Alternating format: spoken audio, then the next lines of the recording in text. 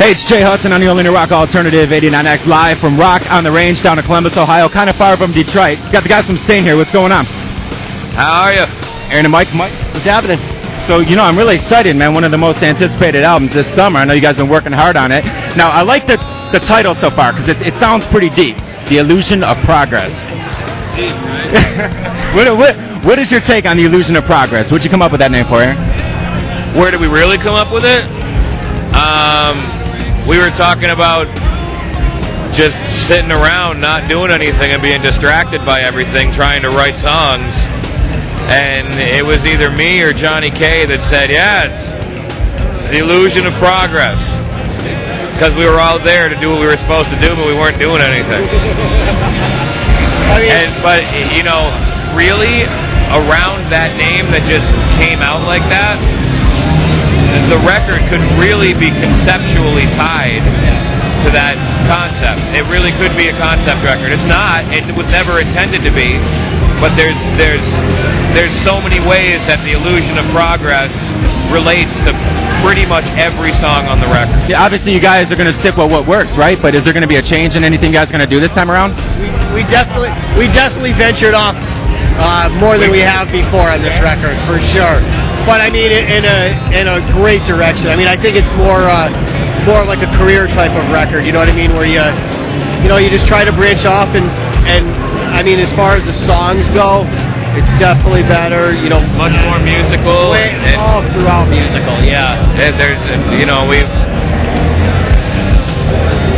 I hate to sound cliche like everybody else says when their new record comes out, but it's the best record we've ever made. I've never really been nervous because we just get together and do what we do, and it seems to always work out.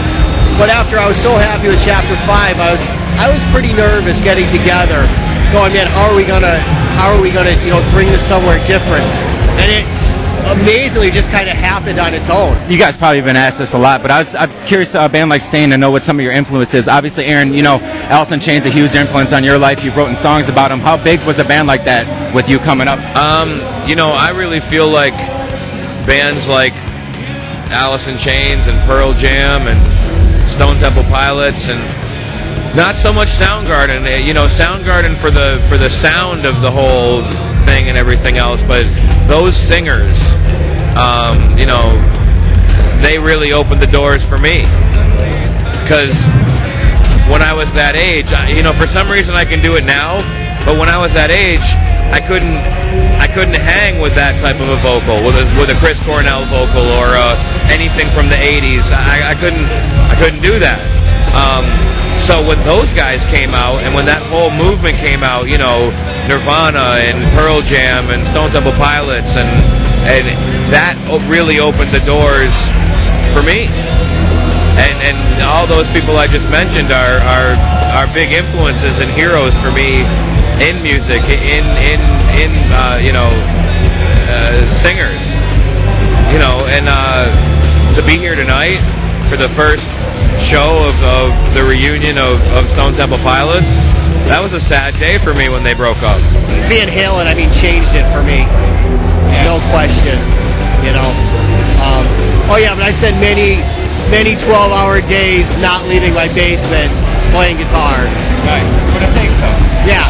And you know what? You'll see a little bit on this record for the first time. That got up 2 hours before school. I did. And practiced before I went to school. Came home from school, did his homework immediately, so his parents... No, I wouldn't do the homework. Oh, no? No, I'd practice and try to do it later. Yeah. I had my mother yell at me when I was like a junior. The same woman that used to set an egg timer for me to practice guitar, get out of the house, go do something, put that guitar down. Oh, man.